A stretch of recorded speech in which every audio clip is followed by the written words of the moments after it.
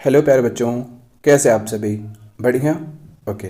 तो बच्चों, हम लोग पढ़ रहे थे कक्षा 10 विज्ञान अध्याय 4। बच्चों, इस अध्याय का नाम है कार्बन एवं उसके यौगिक, कार्बन एंड इट्स कंपाउंड।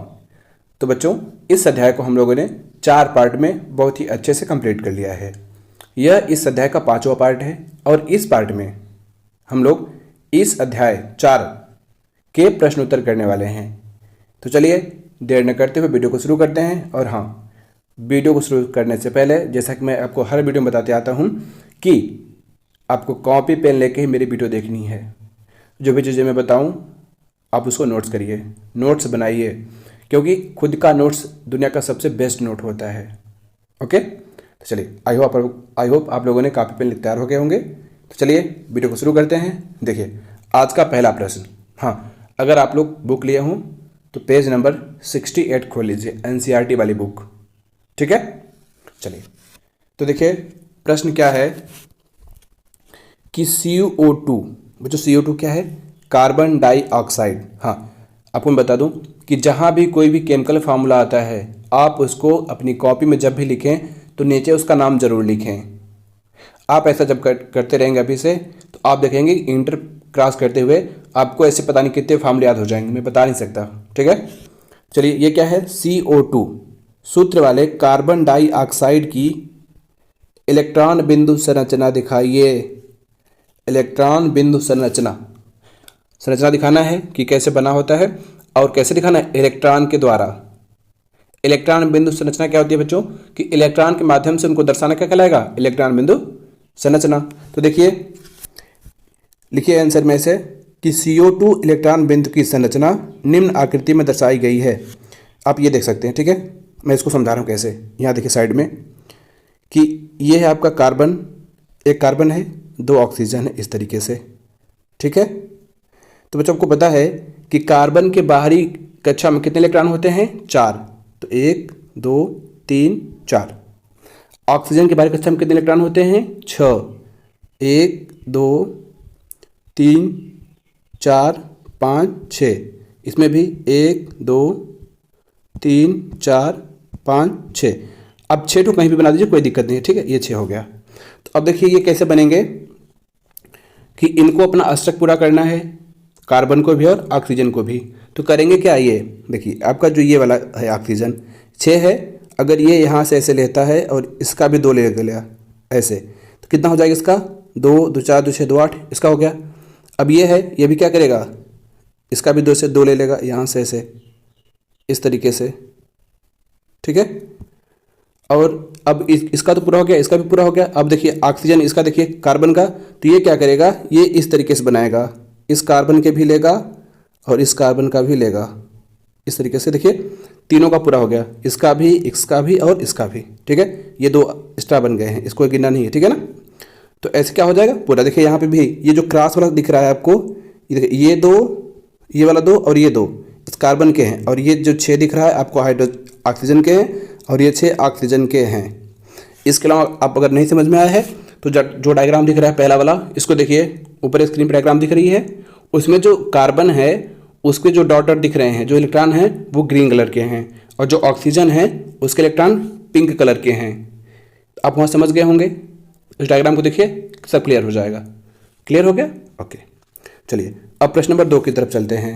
प्रश्न नंबर 2 देखिए, दूसरा प्रश्न क्या कर रहा है बच्चों कि सल्फर के 8 अणु, ये जो सल्फर लिखा ना, सल्फर के 8 परमाणुओं से बने सल्फर के अणु की इलेक्ट्रॉन बिंदु संरचना क्या होगी? जो सल्फर के जो अणु होते हैं वो 8 आपस में मिलकर क्या करते हैं? एक संरचना बनाते हैं। और यह संकेत में लिखा हुआ है कि सल्फर के 8 परमाणु एक अंगूठी के रूप में आपस में जुड़े होते हैं। अंगूठी मतलब कैसे? गोली होती है बच्चों, ऐसे गोला होता है ना, तो ये सल्फर जुड़े होंगे, ये कुछ इस आकार में जुड़े होते हैं। ठीक है, इसके अलावा और भी जुड़ा होता है, एक दूसरा भी तरीका होता है दिखाने का, लेकिन यहाँ पे संकेत में क्या कह रहा है कि जो है वो अंगूठी की तरह से गोल में क्या है? बना हुआ है संरचना। तो देखिए इसका आंसर हम लोग कैसे बनाएंगे? इस तरीके से बच्चों, सबसे पहले आपको पता होना चाहिए कि सल्फर के बाहरी कक्षा में कितने इलेक्ट्रॉन होते हैं, आपको वो पता होना चाहिए। ठीक है, अगर आपको वो पता है तो आप आसानी से बना लेंगे। अब कैसे पता करेंगे इलेक्ट्रॉनिक विन्यास? तो सल्फर का परमाणु क्रमांक कितना होता है? 16 होता है। कितना होता है? 16। तो देखिए के पहली कक्षा, एल, एम, तो पहली कक्षा में 2 इलेक्ट्रॉन, दूसरी कक्षा में 8 इलेक्ट्रॉन, कितना बचा? 8 2 10 6। तो आप समझ गए ना कि कितने इलेक्ट्रॉन होंगे इसकी बाहरी कक्षा में? 6 इलेक्ट्रॉन होंगे, यानी कि सल्फर के बाहरी कक्षा में 6 इलेक्ट्रॉन होंगे। तो अब देखिए यहाँ पे ये जो डायग्राम आप देख रहे हैं कि हर सल्फर के बाहरी कक्षा में 6 इलेक्ट्रॉन हैं और एक एक इलेक्ट्रॉन का ये लोग साझा किए हैं। कितने इलेक्ट्रॉन का? एक एक इलेक्ट्रॉन का साझा किए हुए हैं। ठीक है, जैसे आप किसी का भी इसमें देख लीजिए, किसी सल्फर को उठा लीजिए, आपको कितना दिखेंगे? 6 दिखेंगे। और सब देखिए एक एक का साझा किए हुए हैं। ठीक है, एक दूसरे से एक एक का। देखिए ये इस एक का किया है, एक इससे किया है, ऐसे सब एक दूसरे से किए हुए हैं। ठीक है, एक एक मतलब कि ये एक इससे किया है, एक इससे किया है, तो डबल हो जाएगा। ठीक है, फिर ये वाला एक इससे किया है, एक इससे किया है, ऐसे सारे किए हैं। ठीक है, अगर आपको इस इमेज में क्लियर नहीं दिख रहा हो तो आपको स्क्रीन पे एक इमेज दिख रही होगी। ठीक है, उसमें सल्फर 8 के 2 स्ट्रक्चर बने हुए हैं, आप उसको अच्छे से देख लीजिए, आपका क्लियर हो जाएगा। ठीक है, चलिए देख लिए, क्लियर हो गया। चलिए बच्चों देखिए खंड 4.2 पेज नंबर 76 उल्टा हो गया। इसमें जो पहला प्रश्न है, प्रश्न क्या कह रहा है कि पेंटेन के लिए आप कितने संरचनात्मक स्तमावयवों का चित्रण कर सकते हैं? अब बच्चों इसमें किसकी बात कर रहे हैं? पेंटेन की। तो पेंटेन क्या होता है? देखिए मैं आपको एक तरीका बता रहा हूँ। ठीक है, कि ये तरीका सबसे आसान है कि आप जो वर्ड बोल रहा है, चाहे वो किसी भी सब्जेक्ट का हो, मैं केमिस्ट्री की बात नहीं कर रहा हूँ, मैं किसी भी सब्जेक्ट, ऑल सब्जेक्ट की बात कर रहा हूँ, उसमें जो वर्ड होते हैं ना, वो वर्ड अगर आप पकड़ना सीख गए तो आपको कोई नहीं रोक सकता टॉप करने से। देखिए जैसे ये पेंटेन है ना, तो आप इसको पहले समझिए इसको कि pentane, pent plus n, pent मतलब 5 कार्बन वाला, एन मतलब सिंगल बॉन्ड वाला। ठीक है, पेंट मतलब 5 कार्बन वाला, एन मतलब सिंगल बॉन्ड, तो पेंटेन क्या हो गया?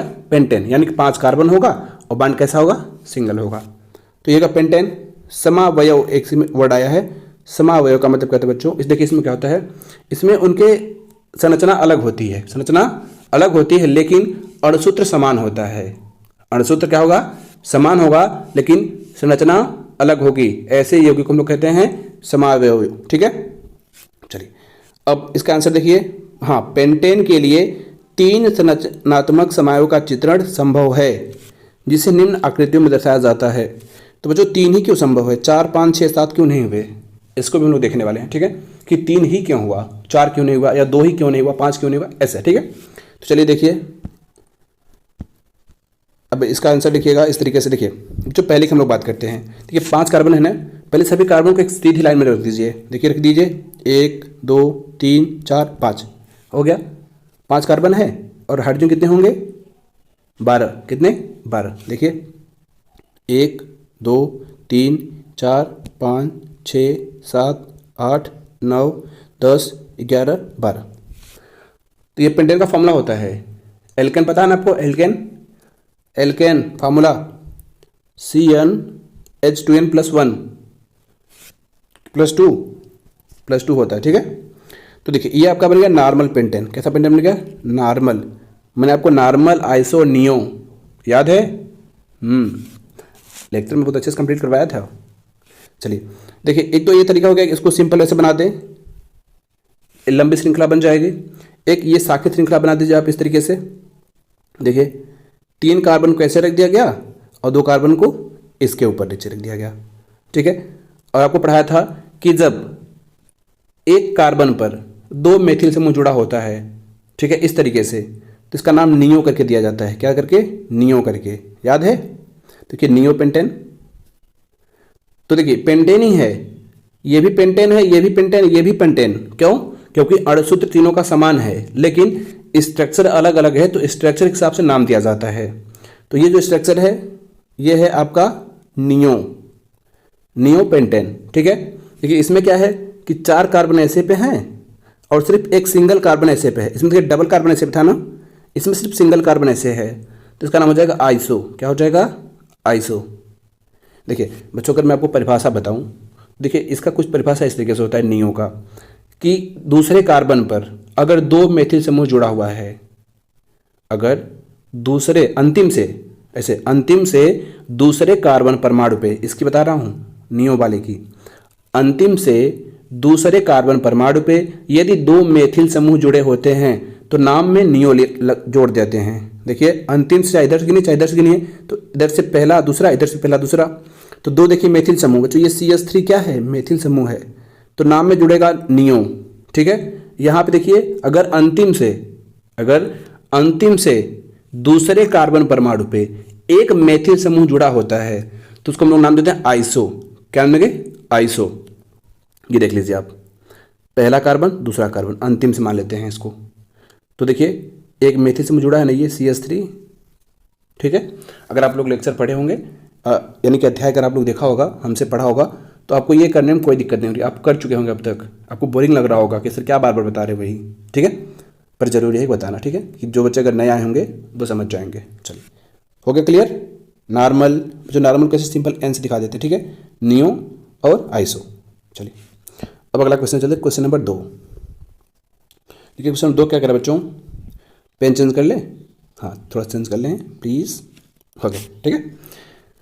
देखिए कह रहा है कि प्रश्न नंबर 2, कार्बन के 2 गुणधर्म कौन से हैं। गुणधर्म पूछ रहा है बच्चों।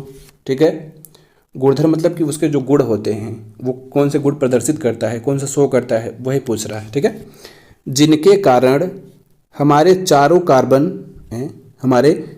कार्बन यौगिक की विशाल संख्या चारों ओर होना चाहिए। ठीक है ना, यहाँ पे हमारे चारों ओर होगा। ठीक है, हमारे चारों ओर कार्बन यौगिक की विशाल संख्या दिखाई देती है। तो चलिए बच्चों इसका आंसर क्या होगा बताइए, क्या है इसका यौगिक, इसका आंसर सॉरी। तो चलिए लिखिए इसका आंसर, बोले ओके। चलिए लिखिए, कार्बन के वे 2 गुणधर्म निम्न हैं।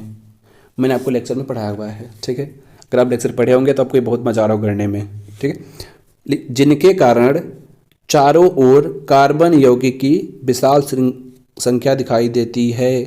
वो 2 गुण कौन कौन से हैं, एक है श्रृंखलन, कौन सा, श्रृंखलन। ठीक है, चयनेशन ये लिखा हुआ है।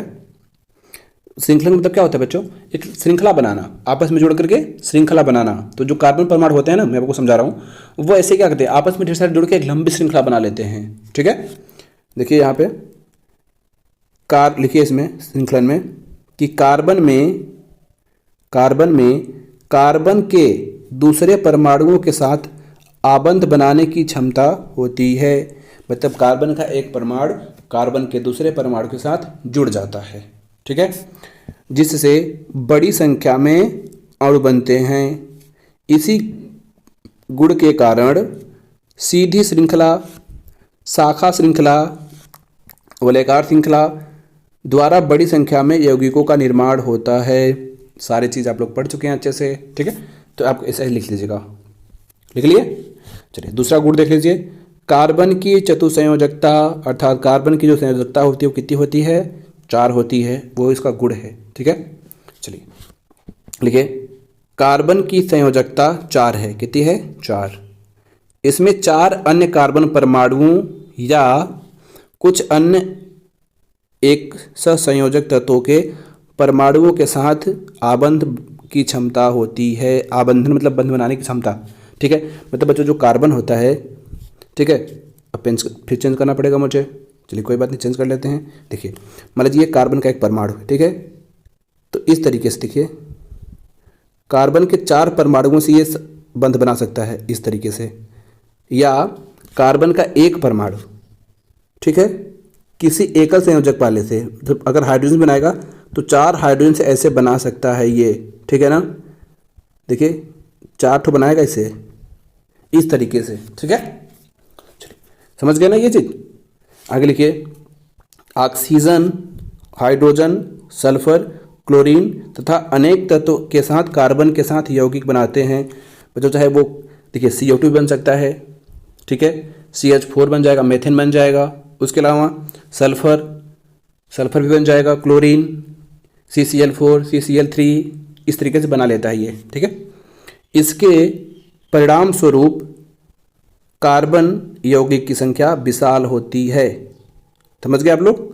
यही दो गुण हैं जिसके कारण कि हमारे चारों ओर कार्बनिक यौगिक ढेर सारे दिखाई देते हैं, ठीक है। चलिए, समझ गए?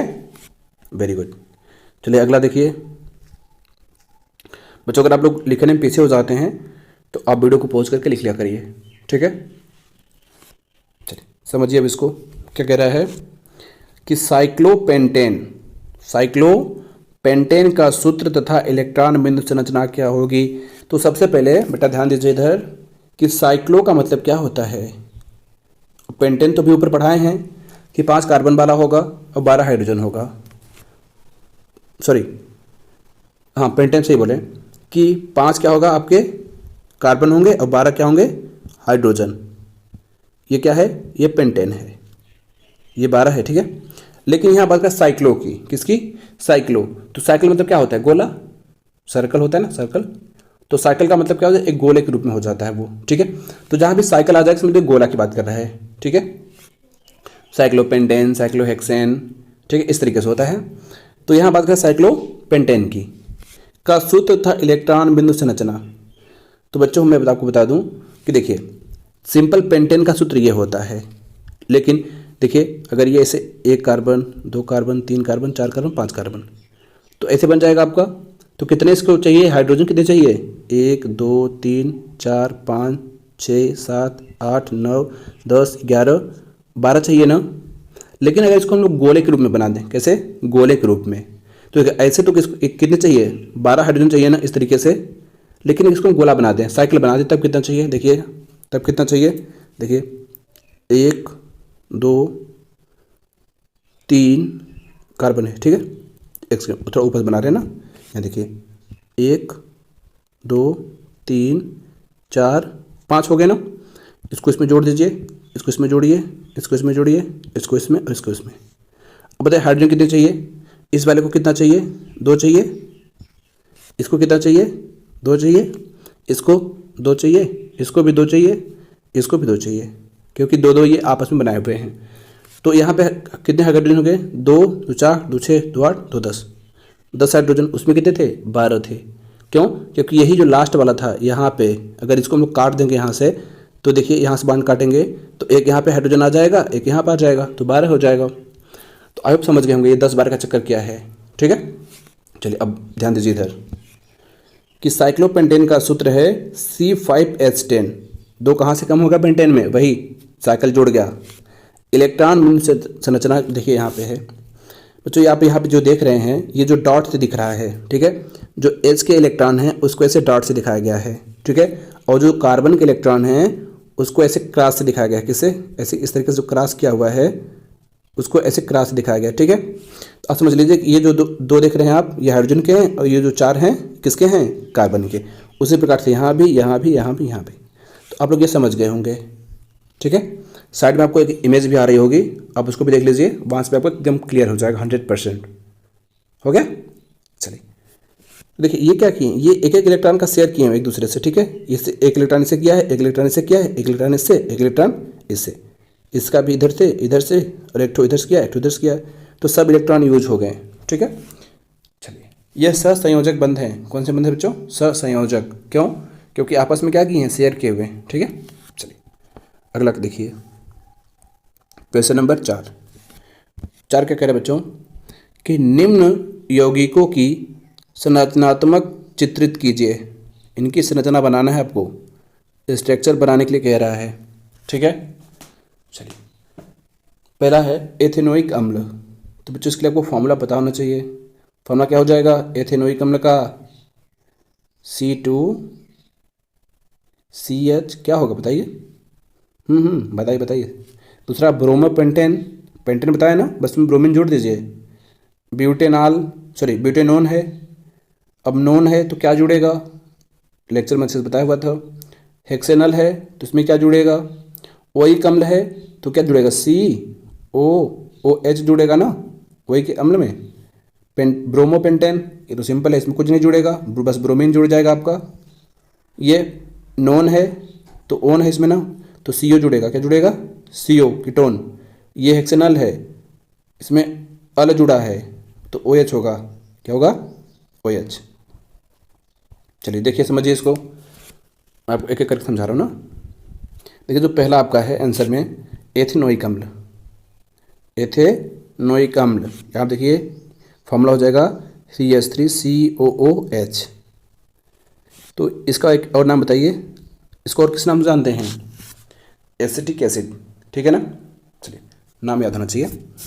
तो देखिए इसमें क्या जुड़ा है? COOH क्या है? ओइक एसिड है ना, यही है आपका ओइक एसिड COOH।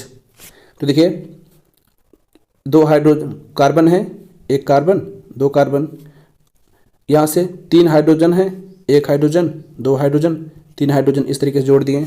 क्या है? O डबल O है ना, तो एक O तो डबल बॉन्ड से जुड़ेगा और एक OH जुड़ जाएगा ऐसे। देखिए यहाँ पे एक OH हो गया, तो जो इसको मिलाएंगे तो COOH, ठीक है, COOH। तो ये हो गया आपका एथेनोइक अम्ल या एसिटिक एसिड।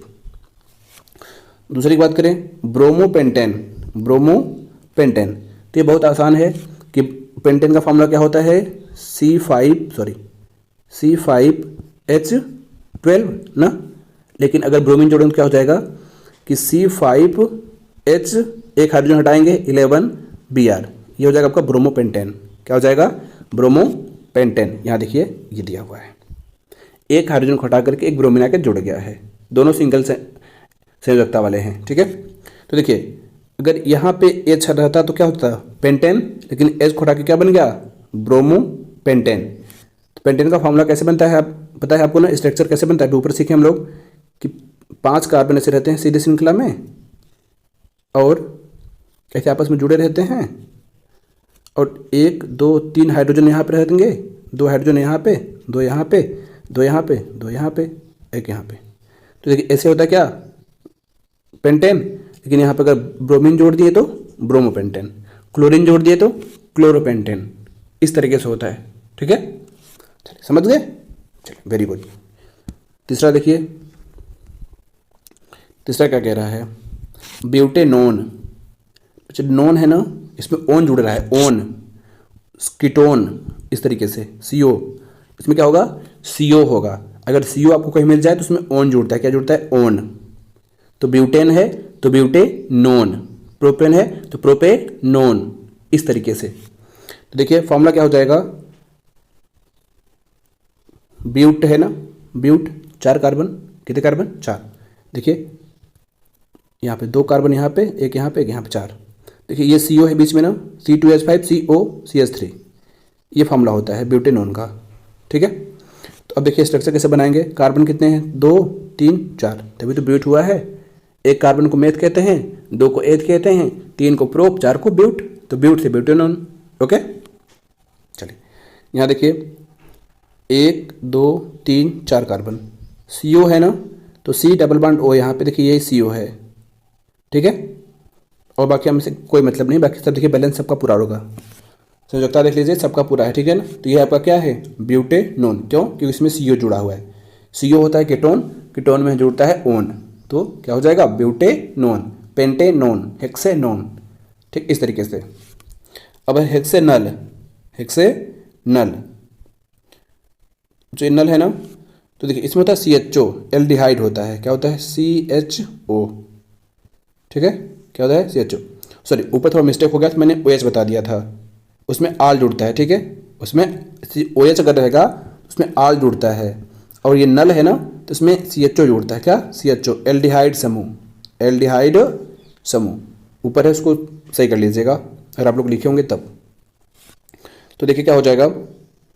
हेक्सेन कह रहा है ना, जो हेक्सेन, तो हेक्सेन में कितने कार्बन होंगे? पेंट में 5, तो हेक्स में 6, तो 6 कार्बन वाला होगा ये। देखिए CH5H11CHO, ये फार्मूला हो जाएगा आपका, क्या? किसका? हेक्सेनल का, ठीक है। चलिए इसका स्ट्रक्चर बनाते हैं। देखिए बच्चों, अगर आपको सिंपल बनाना है कि फार्मूला ही बनाना है तो फार्मूला कैसे बनाएंगे? हेक्सेन है तो 6 कार्बन वाला होगा और CHO जुड़ा होगा, तो पहले क्या जुड़ा होगा? CHO जुड़ा होगा ना। अब टोटल 6 कार्बन वाला होगा, तो एक कार्बन यहाँ पे हो गया और कितना बचा है? 5, तो 5। इसके हिसाब से कितना जोड़ेंगे हाइड्रोजन 11, क्योंकि एक हाइड्रोजन को हटा करके ये जुड़ा हुआ है। ठीक है, एक हाइड्रोजन के स्थान पे ये CHO ग्रुप जुड़ा हुआ है, ये क्रियात्मक समूह है। ठीक है ना, फंक्शनल ग्रुप, याद है ना। चलिए तो देखिए यहाँ तक तो सिंपल बना लेंगे आप, कोई दिक्कत नहीं है, जैसे सब बनाते आए हैं ऊपर से। बस ये लास्ट वाले कार्बन पे क्या जुड़ जाएगा आपका CHO। देखिए यहाँ पे CHO इस तरीके से, देखिए CHO ये CHO। ठीक है, बाकी देखिए बाकी सब सिंपल है, जैसे पहले बनाते आए हैं आप लोग, बस यही था। ठीक है, अब क्या कह रहा है कि एक क्वेश्चन में पूछा था, क्या ब्रोमोपेंटेन का समाय संभव है। और समाय क्या होता है मैंने बताया था अभी, कि अणुसूत्र समान होगा, बस स्ट्रक्चर अलग होगा। ठीक है, देखिए कैसे, तो हाँ ब्रोमोपेंटेन के संरचनात्मक समायोग संभव हैं, जो इस प्रकार है। यहाँ पे देखिए ये ब्रोमोपेंटेन आप देखें ना, यहाँ पे देखिए ये ब्रोमोपेंटेन है ना ये वाला, तो कह रहा है इसके संरचना क्या संभव है समायोग, तो बिल्कुल संभव बच्चों। कैसे, बस इस ब्रोमीन का स्थान चेंज करते रहिए। तो इसको कैसे कैसे चेंज करके बना सकते हैं, देखिए इसको 2-3 तरीके से बना सकते हैं। एक तो इसको यहाँ रख दीजिए, दूसरा इसको यहाँ रख दीजिए। ठीक है, और तीसरा कहाँ रखेंगे बताइए, नहीं पता, कोई बात नहीं। चलिए देखिए एक ही साथ सब क्लियर हो जाएगा। 3 बार बना सकते हैं उसको, देखिए कैसे, उसके बगल में रख देते हो जाता है काम। ध्यान दीजिए इधर कि एक तो बच्चों सिंपल है इसे, ठीक है, ये है ब्रोमोपेंटेन, इसका नाम क्या है बताइए, ब्रोमोपेंटेन। ये भी आपका ब्रोमोपेंटेन। देखिए बस क्या है, इसमें स्थान चेंज हुआ है, क्या स्थान चेंज हुआ है। देखिए यहाँ पे था ब्रोमीन, अब क्या होगा दूसरे कार्बन पे आ गया। देखिए पहले कार्बन पे था, अभी दूसरे कार्बन पे आ गया, तो संरचना तो बिल्कुल अलग है ना। क्या दोनों मैच कर रही है, अलग अलग है ना, तो मैच नहीं करेगा।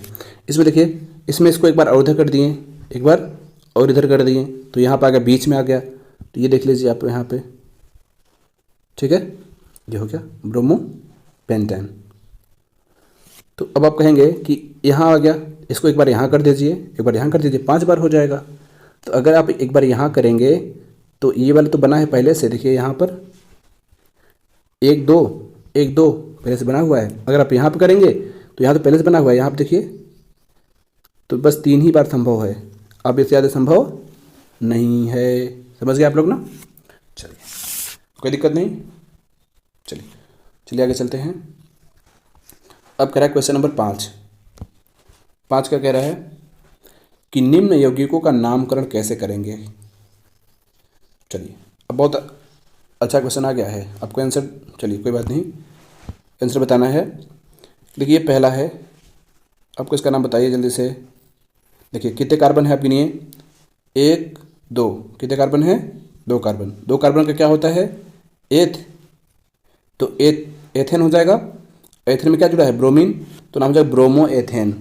देखिए पहले नाम किसका देंगे, इसका नाम देंगे जो इसमें जुड़ा हुआ है। ठीक है, तो इसका नाम ब्रोमीन है, तो bromo 2 carbon ethane, bromo ethane क्या हो जाएगा, ब्रोमो एथेन। आप यहाँ देख सकते हैं ब्रोमो एथेन। दूसरा देखिए इसमें क्या जुड़ा हुआ है, CHO। देखिए CHO क्या जुड़ा है, CHO, तो CHO में क्या होता है, अल जुड़ता है ना, क्या जुड़ेगा, अल।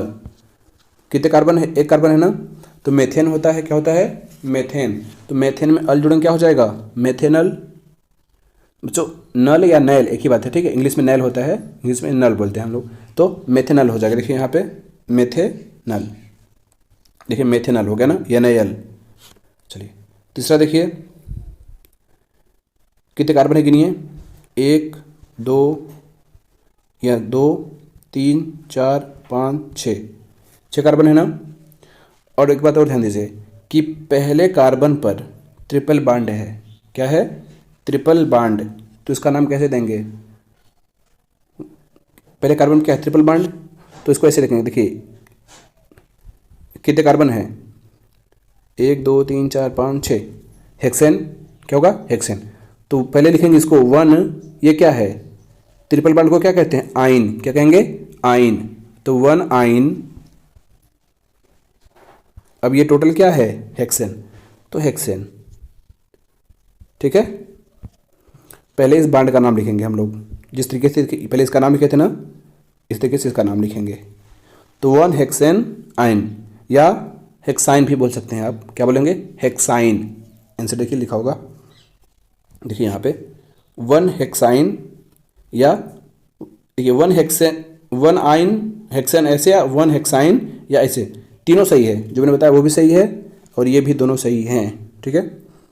1 आइन हेक्सेन या 1 हेक्साइन या हेक्साइन, चलिए तीनों हो गया।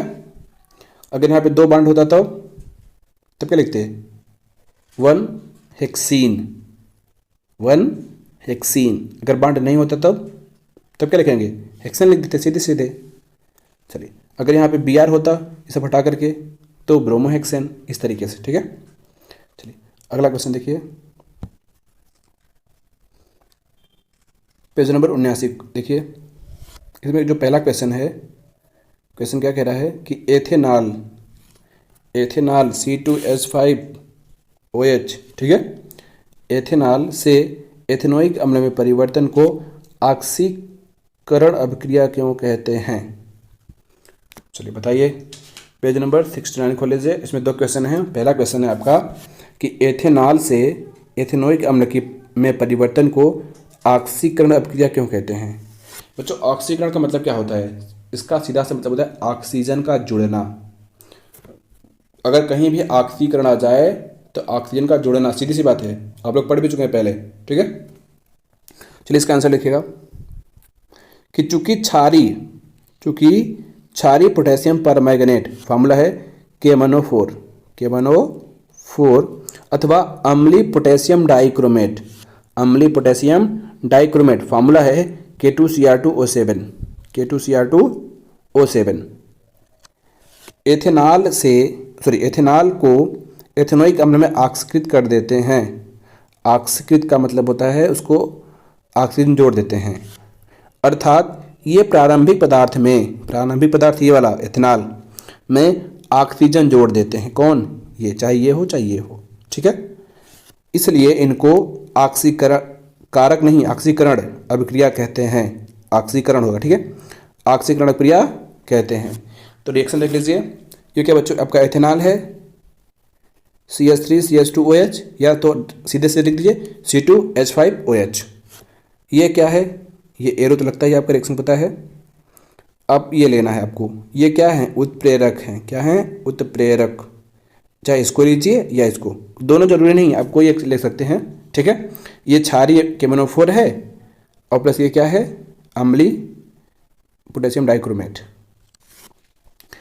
थोड़ा सा उष्मा भी देना होगा, जब आप देंगे तो आप देखेंगे क्या बन जाएगा, आपका एथेनोइक अम्ल बन जाएगा, एसिटिक एसिड। देखिए ये बन गया ना एसिटिक एसिड, ये ओइक है तो क्या हो जाएगा, एथेनोइक अम्ल। समझ गए, वेरी गुड। चलिए क्वेश्चन नंबर दूसरा देखिए, दूसरा क्या कह रहा है, क्वेश्चन नंबर दूसरा। चलिए क्वेश्चन पढ़िए जल्दी से, पेन चेंज कर लें, ओके।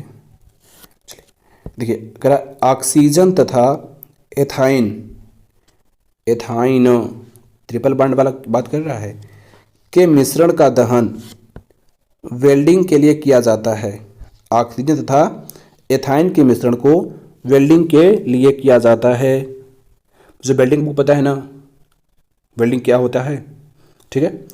क्या आप बता सकते हैं कि एथाइन तथा वायु के मिश्रण का उपयोग क्यों नहीं किया जाता है। तो थोड़ा सा अंतर है बच्चों, यहाँ पे वायु की बात कर रहा है, यहाँ पे ऑक्सीजन की। तो वायु क्या होता है, एक मिश्रण है, और जबकि ऑक्सीजन क्या है, एक एलिमेंट है, ठीक है। तो ऑक्सीजन का उपयोग क्यों नहीं करते, क्यों करते हैं ऑक्सीजन का उपयोग, वायु क्यों नहीं लेते हैं, क्यों लेते हैं ऑक्सीजन, आपको बताना है इसका रीज़न। तो आपको पता होगा, नहीं पता तो कोई बात नहीं, इधर ध्यान दीजिए, पहले लिख लीजिए, उसके बाद आपको एकदम अच्छे से समझा दे रहा हूँ, ठीक है। देखिए इसमें हम जानते हैं कि वायु में ऑक्सीजन की मात्रा केवल 21% होती है। जो अगर हम लोग ऑक्सीजन लेंगे तो वो तो 100% होगा, लेकिन अगर हम वायु ले लें तो उसमें ऑक्सीजन कितना मिलेगा, मात्र 21%, 100 में से 21% मिलेगा। और आपको पता है कि किसी भी चीज़ को जलाने के लिए ज़रूरी क्या है, ऑक्सीजन। क्या ज़रूरी है, ऑक्सीजन। ठीक है, तो आगे लिखिएगा, अतः ऑक्सीजन की सीमित आपूर्ति के कारण, सीमित मतलब होता है बच्चों बस जितना जरूरी हो उतना ही, ठीक है, कारण एथाइन का अपूर्ण दहन होता है। अपूर्ण दहन मतलब पूरी तरीके से एथाइन नहीं जल पाता है, ठीक है, जिसके कारण कज्जली ज्वाला।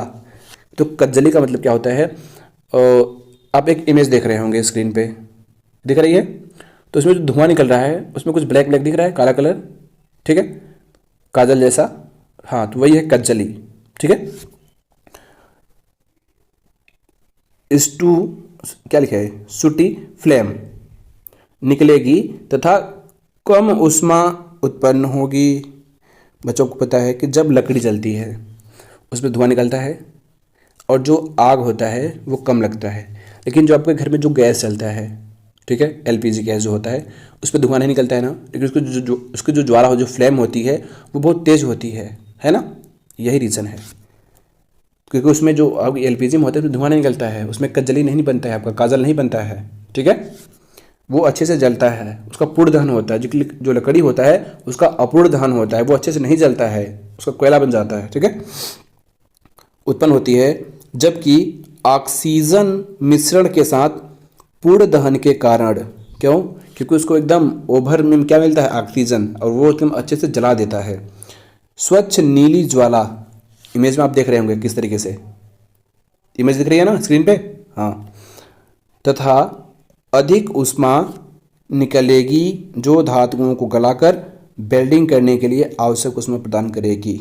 आप इस इमेज में देखे होंगे कि किस तरीके से लोहे को पिघला रहा है, ठीक है ना।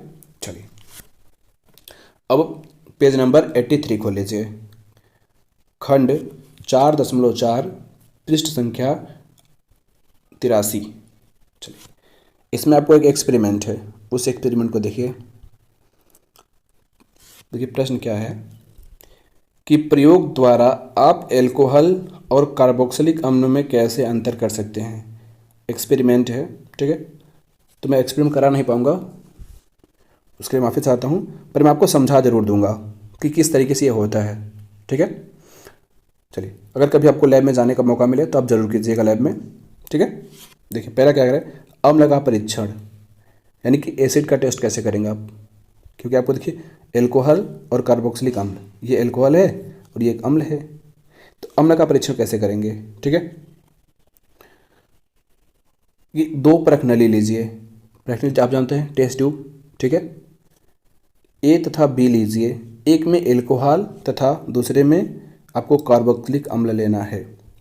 दो टेस्ट ट्यूब लेनी है, ठीक है, आपको स्क्रीन पे टेस्ट ट्यूब दिख रही होगी, ऐसी टेस्ट ट्यूब होती है, अगर आप लोग नहीं देखा होगा तब, ठीक है, अगर आप लोग देखें तो अच्छी बात है। तो आप टेस्ट ट्यूब देख रहे हैं, ये होती है टेस्ट ट्यूब, तो आपको दो टेस्ट ट्यूब लेनी है, कितनी, दो, ठीक है, एक का नाम एक लीजिए, एक नाम बी। अब दोनों परख नली में एक स्पैचुला, जो स्पैचुला एक चम्मच होता है, ठीक है, आप इमेज में देख रहे होंगे, ठीक है, भर कर NaHCO या NaHCO या Na2CO3, बच्चों यहाँ पे CO3 होगा, ये जो लिख रहा है ना CO3 है, NaHCO3, सोडियम बाइकार्बोनेट या सोडियम हाइड्रोजन कार्बोनेट या सोडियम कार्बोनेट डालिए, ठीक है। आगे, जिस परख नली में तेजी से बुदबुदाहट के साथ CO2 गैस निकलेगी उसमें अम्ल होंगे। समझ में आ गया कि जिस परख नली से तेजी से क्या निकलेगी, बुदबुदाहट के साथ CO2 गैस, समझिए उसमें क्या है, उसमें अम्ल है, क्या है, अम्ल है, ठीक है। चलिए आगे देखिए, अब एल्कोहल का परीक्षण कैसे करेंगे कि किसमें एल्कोहल है, तो आप ये चीज़ याद रखिएगा कि सोडियम बाइकार्बोनेट या सोडियम कार्बोनेट, ठीक है। चलिए आगे देखिएगा, यहाँ पे एल्कोहल, अब इसका परीक्षण कैसे करेंगे आप, तो ध्यान दीजिए इसमें कि एक परख नली ए आपको एक परखनली लेनी है, ठीक है। वही परखनली मतलब जानते हैं ना, test tube. 3 ml ethanol, ethyl alcohol लेते हैं और 5% क्षारीय पोटेशियम परमैंगनेट KMnO4, सॉरी क्षारीय पोटेशियम परमैंगनेट उसमें एक बूंद करके डालते हैं। अच्छा, अब इसको कैसे डालेंगे? इसको डालेंगे ड्रॉपर से। किसे? ड्रॉपर से। अब ड्रॉपर क्या होता है आप स्क्रीन में देख लीजिए, ठीक है। यही होता है ड्रॉपर। इसे ड्रॉप मतलब होता है बूंद, ठीक है ना। तो जिसे बूंद बूंद डालते हैं उसको कहते हैं ड्रॉपर, ठीक है। डालते हैं जल उष्मक में गर्म करने पर। अब जब ये जल उष्मक में इसको जब गर्म करेंगे तो पोटेशियम परमैंगनेट का रंग गायब हो जाता है जी। पोटेशियम परमैंगनेट जो था उसका कलर कैसा हो जाएगा? गायब हो जाएगा। परंतु यह क्रिया एथेनोइक अम्ल के साथ गर्म करने पर रंग अपरिवर्तित रहता है। तो इस तरीके से हम बता सकते हैं कि कौन एल्कोहल है। एल्कोहल में तो पोटेशियम परमैंगनेट का रंग गायब हो जाएगा, परंतु एथेनोइक अम्ल अगर डालेंगे, अगर रहेगा तो पोटेशियम परमैंगनेट का रंग नहीं जाएगा, ठीक है। समझ में आ गया? चलिए अब देखिए एक और क्वेश्चन है इसमें, ऑक्सीकारक क्या है? ऑक्सीकारक क्या है बच्चे? बहुत सिंपल सा क्वेश्चन है, इसको समझ लीजिए, ठीक है। कह रहा है कि ऑक्सीकारक वे पदार्थ होते हैं जो ऑक्सीजन प्रदान करते हैं या हाइड्रोजन हटाकर उपचयित करते हैं। तो ऑक्सीकारक वे पदार्थ होते हैं जो ऑक्सीजन प्रदान करते हैं या हाइड्रोजन हटाकर उपचयित करते हैं, उपचयन क्रिया करते हैं, ठीक है। जैसे अम्लीय पोटेशियम डाइक्रोमेट K2Cr2O7, बच्चों यहाँ पे Cr2 रहेगा, K2Cr2O7 तथा क्षारीय KMnO4, अभी आप लोग देखे हैं ना वही वाला, ठीक है। ऑक्सीकारक हैं जो एथेनॉल को ऑक्सीजन प्रदान कर एथेनोइक अम्ल में बदल देते हैं। ऊपर आप लोग क्रिया देखे हैं ना। अब क्रिया के लिए खंड 4/3 का प्रश्न नंबर 1 देखें, दिखाएं कि देख लेंगे आप लोग? चलिए आपको दिखा दे रहे हैं, ठीक है। देखिए कहाँ है ये वाला, ठीक है। इसी रिएक्शन की बात कर रहा था वो। ये देखिए क्षारीय पोटेशियम परमैंगनेट, अम्लीय पोटेशियम डाइक्रोमेट, यही क्या है? ऑक्सीकारक हैं ये, ठीक है। चलिए तो हम लोग यहाँ तक पढ़ लिए, कहाँ तक पहुँचे थे? यहाँ तक, ठीक है। तो अब देखिए यहाँ से हम लोग पढ़ेंगे अगली वीडियो में, ठीक है। नहीं तो एक वीडियो काफ़ी लंबी हो जाएगी तो मज़ा नहीं आएगा, ठीक है, बोरिंग लगने लगेगा। तो बच्चों वीडियो कैसी लगी कमेंट करके ज़रूर बताएं। वीडियो को लाइक करें, शेयर करें। अगर आप चैनल पर नए हो तो चैनल को सब्सक्राइब करके बेल आइकन प्रेस कर लें। मिलते हैं नेक्स्ट वीडियो में, तब तक के लिए bye bye, take care, thanks for watching.